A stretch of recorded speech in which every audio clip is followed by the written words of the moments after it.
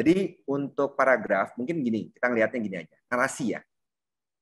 Kita bedakan antara narasi dan dialog. Paragraf narasi, deskripsi atau narasi itu bebas, tergantung kita, terutama deskripsi.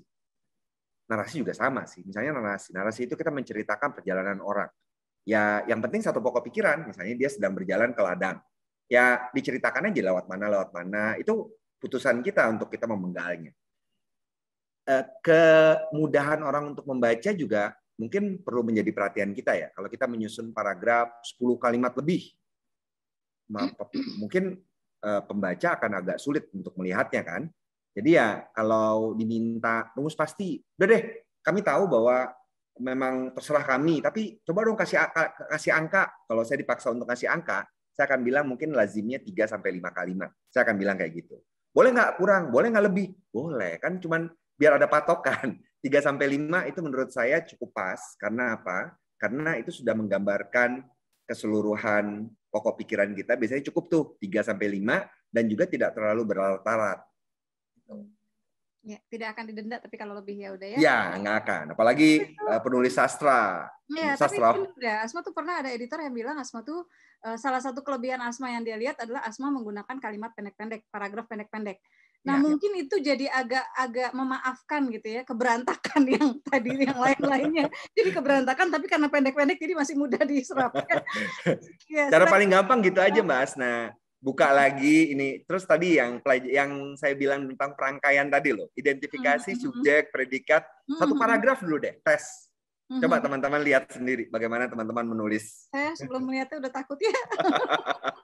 Tapi kita harus lebih baik insya Allah ya. Oke, Mas Bahrul satu lagi ya udah ya. Satu lagi. Nah, satu lagi tapi satu pertanyaan aja, kasihan. Ada Ivannya. Oke, ada Mbak P. Zaima.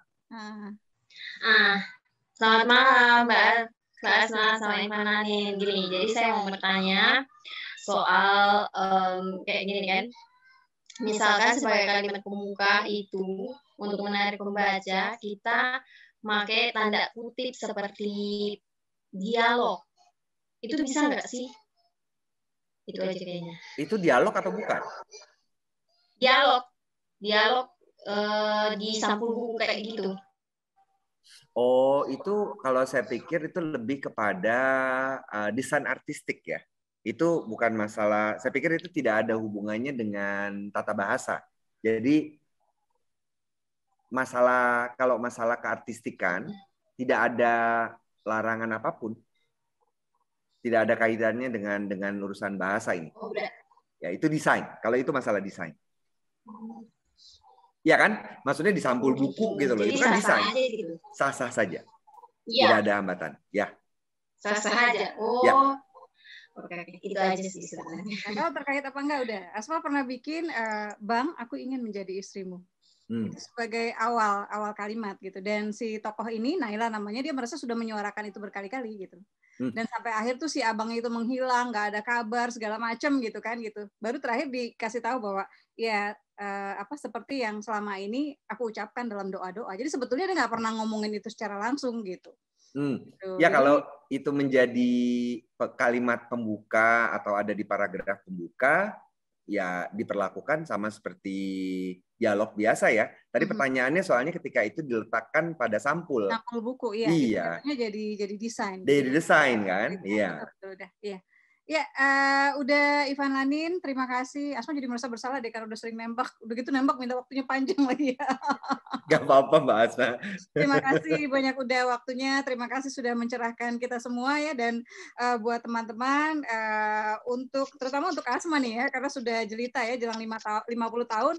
Udah harus lihat-lihat lagi yang kemarin-kemarin gitu ya, supaya kita tidak lupa. Dan mudah-mudahan untuk membuat kita lebih mudah mengingat ya, pelajaran yang diberikan kan tadi seperti dan banyak apresiasi cara katanya sistematis ya, jadi buat teman-teman tuh lebih mudah untuk mengerti ya, dan ini adalah fondasi dasar banget sih kalau menurut Asma untuk kita menulis. Jadi sekali lagi terima kasih udah Ivan Lanin. Sama-sama. Ya, Asma tuh penasaran jujur dengan bagaimana udah menulis fiksi.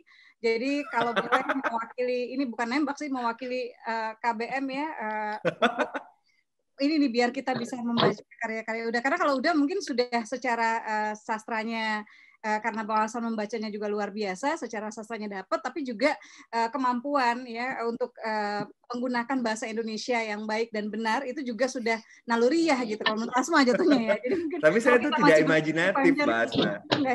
Saya tuh tidak imajinatif. Kalau misalnya banyak orang ya misalnya kayak Mbak Asma gitu, saya kagum gitu melihat bagaimana para penulis fiksi ini bisa menulis cerpen dengan berbagai genre, berbagai latar belakang. Kok kepikir gitu ya, saya mimpi aja susah gitu. Tapi itu mungkin karena kalimat-kalimatnya nggak dipikirkan udah. Tapi jadinya bagus. Tapi benar yang udah bilang bahwa salah satu yang mempermudah dan menurut Asma salah satu yang dulu membuat Asma bisa menulis sangat cepat adalah karena memindahkan bahasa lisan ke tulisan. Setelah itu tinggal masalah penyuntingan. Jadi silakan ya resep-resep ini dipakai.